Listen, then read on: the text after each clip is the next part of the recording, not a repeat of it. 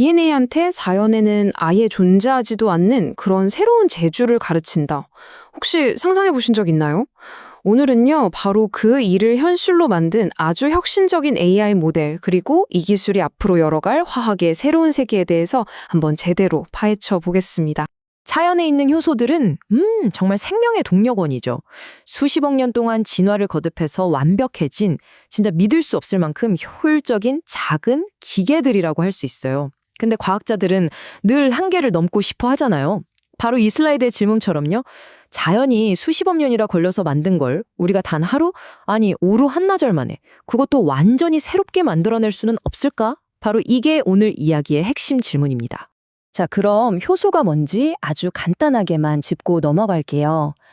효소는 단백질인데요. 생명체 안에서 또 산업 현장에서 화학 반응을 어마어마하게 빠르고 정확하게 만들어주는 촉매라고 보시면 됩니다. 신약을 합성하거나 새로운 화학 물질을 만들 때 사실 이 작은 기계들이 없으면 거의 불가능한 일들이죠. 바로 여기에 근본적인 한계가 있었던 겁니다. 우리가 가진 도구 상자라는 게 결국 자연이 수십억 년 동안 만들어 놓은 효소들 뿐이었던 거죠. 이 인용문이 정말 정확하게 짚어냈는데 우리가 완전히 새로운 화학 반응을 하고 싶어도 만약 진화가 한 번도 해본 적 없는 일이라면 글쎄요, 어디서부터 시작해야 할지조차 막막한 그런 상황이었던 겁니다. 그럼 과학자들은 이 어려운 문제를 어떻게 풀어보려고 했을까요? 예전 방법들은 왜 자꾸 벽에 부딪혔는지 그 이유를 한번 살펴보시죠. 기존의 컴퓨터 설계 방식에는 아주 근본적인 결함이 하나 있었어요. 뭐냐면 일단 단백질의 3차원 뼈대를 먼저 디자인해요. 그리고 나서 그 뼈대에 맞는 아미노산 서열을 어떻게든 끼워 맞춰보려고 했죠. 근데 이 슬라이드의 비유가 정말 기가 막힙니다. 서열과 구조는 함께 있어야만 제 기능을 하는데 이걸 따로 설계하는 건 마치 장갑 모양만 딱딱하게 만들어 놓고 자, 이제 이 모양에 딱 맞는 신축성 있는 재료를 찾아봅시다 하는 거랑 똑같았다는 거죠. 비효율적이고 실패하기 일쑤였습니다. 바로 이 설계의 딜레마를 깨부수기 위해 등장한 게임 체인저가 있습니다. 그 이름은 바로 디스코, DISCO입니다. 디스코의 핵심은요, 바로 이 다중 모드 공동 설계라는 개념이에요. 이게 무슨 말이냐면 더 이상 뼈대, 구조를 먼저 만들고 살을 붙이는 게 아니라는 겁니다. 단백질의 화학적인 설계도, 그러니까 아미노산 서열과 3차원 입체 구조를 처음부터 완벽한 한 몸으로 동시에 설계해버리는 거죠. 이 공동 설계, 이게 바로 판을 바꾼 진짜 혁신입니다. 자, 그럼 이 AI가 대체 어떻게 창조를 하는지 한번 따라가 볼까요? 모든 건 이 디지털 혼돈 속에서 시작됩니다. 보시는 것처럼 그냥 무작위로 흩뿌려진 원자들이랑 정체를 알 수 없는 아미노산 서열, 말 그대로 완전한 노이즈 상태에서 출발하는 거죠. 그리고 확산이라는 어떻게 보면 마법 같은 과정이 시작돼요. AI가 이 혼돈 속에서 서서히 질서를 찾아 나서는 건데요. 마치 조각가가 거친 돌덩이에서 불필요한 부분을 계속 깎아내면서 작품의 형태를 드러내는 것과 비슷해요. 점차적으로 노이즈를 걷어내니까 흐릿하던 형태가 서서히 잡히기 시작하죠. 그리고 마침내 이렇게 완벽하게 제 모습을 갖춘 단백질이 탄생하는 겁니다. 여기서 가장 중요한 건 이 구조와 서열이 처음부터 목표 분자에 딱 맞춰서 함께 태어났다는 사실이에요. 서로에게 완벽하게 들어맞는 세상에 없던 완전히 새로운 창조물이 만들어진 거죠.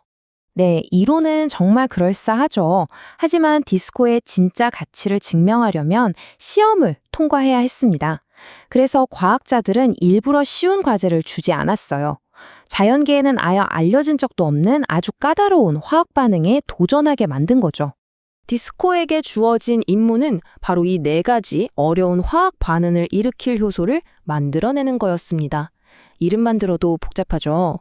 이게 자연에서는 잘 일어나지 않지만 만약 가능하다면 신약을 만들거나 새로운 소재를 개발할 때 아주 유용한, 화학자들의 꿈의 반응 같은 것들이었습니다. 여기서 AI 과정이 얼마나 효율적인지 알 수 있는데요. AI가 거의 10,000개에 가까운 디자인 아이디어를 쏟아냈지만 실제로 실험실에서 이건 진짜 만들어 볼만 하겠다 하고 테스트한 건 단 90개 뿐이었습니다. 예전 방법들이 수십만 개씩 테스트했던 걸 생각하면 이건 정말 엄청난 발전이죠. 그리고 결과는 정말 놀라웠습니다. 이 숫자 5170. 이게 뭐냐면요. 디스코가 만든 효소 하나가 수명이 다하기 전까지 목표 화학 반응을 총 몇 번이나 성공시켰는지를 나타내는 총 회전수라는 거예요.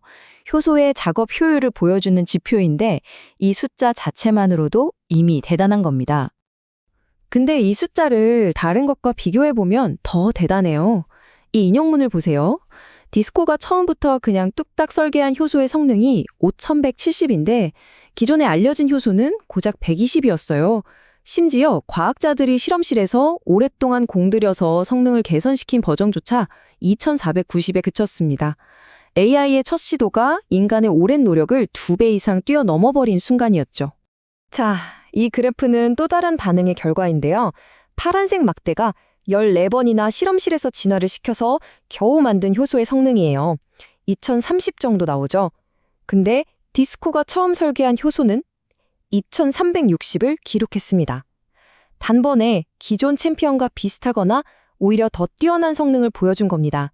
이 모든 결과가 보여주는 진짜 핵심은 디스코가 단순히 기존의 것들을 베낀 게 아니라는 점입니다. 이 이미지를 한번 보세요. 왼쪽에 보라색으로 표시된 게 디스코가 설계한 효소의 핵심 작업 공간, 즉 활성 부위입니다. 그리고 오른쪽 노란색은요, 자연에 존재하는 수많은 단백질 데이터베이스를 다 뒤져서 찾아낸 가장 비슷한 구조예요. 한눈에 봐도 모양이 완전히 다르죠. 디스코는 자연에는 없던 정말로 새로운 기하학적 구조를 창조해낸 겁니다.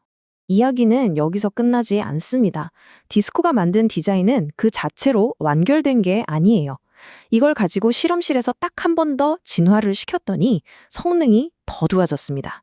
이게 뭘 의미하냐면 디스코의 디자인이 막다른 길이 아니라 더 뛰어난 효소를 만들기 위한 아주 훌륭한 출발점이 될 수 있다는 거죠. 자, 이제 마지막으로 한 걸음 물러서서 이 강력한 신기술이 과연 어떤 더 큰 그림을 그리고 있는지 그 거시적인 의미에 대해 이야기해 보겠습니다. 이 AI 덕분에 이제 작업 방식이 완전히 바뀌게 됩니다. 첫째, 우리 인간이 상상 속에서 이런 화학 반응이 있었으면 좋겠다 하고 정의를 내립니다.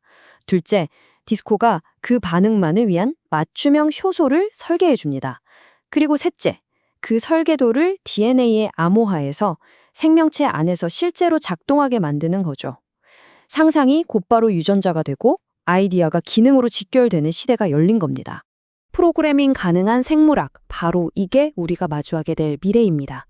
독성 폐기물 대신 깨끗한 효소로 제품을 만드는 친환경 화학 공장, 기존 방식으로는 상상도 못했던 분자 구조를 가진 혁신 신약 개발, 말 그대로 생명의 코드를 우리가 원하는 대로 다시 써서 과학과 산업의 지도를 통째로 바꾸는 그런 혁명이 시작된 겁니다. 그래서 마지막으로 이 질문을 던져보려고 합니다. 만약 DNA를 컴퓨터 코드처럼 우리가 마음대로 다시 쓸 수 있는 능력을 갖게 된다면 여러분은 이 엄청난 힘으로 무엇을 만들고 또 어떤 미래를 선택하시겠습니까? 그 가능성은 이제 우리의 상상력에 달려 있습니다.